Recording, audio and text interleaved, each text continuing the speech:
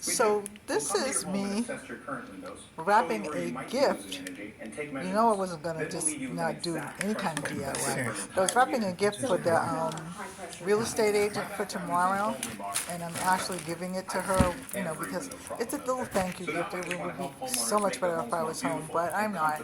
I'm in the hotel room wrapping this gift. So it's awkward because it was trying to stand the phone up on the holder, and it kept slipping, so I had to put a couple of pillows behind it. But I think it got done for the most part. For a minute, there's a dark place because the phone fell down. So then I come back again. So don't worry about it. Is what it is. But I gave her, a little bath kit, and I wrapped it up and everything, and just put it to.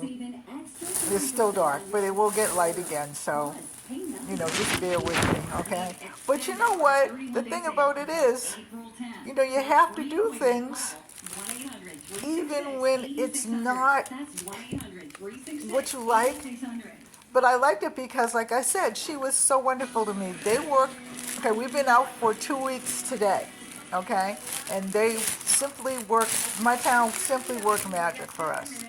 But, like I said at the end, we're alive, we're happy, we're healthy, and I got a gift basket. I got a thank you card for the desk downstairs because Monday will be our last day. And then I got a thank you card for the maid, and I'll put a little something in it. I won't get her a gift basket, I'll just put something in it.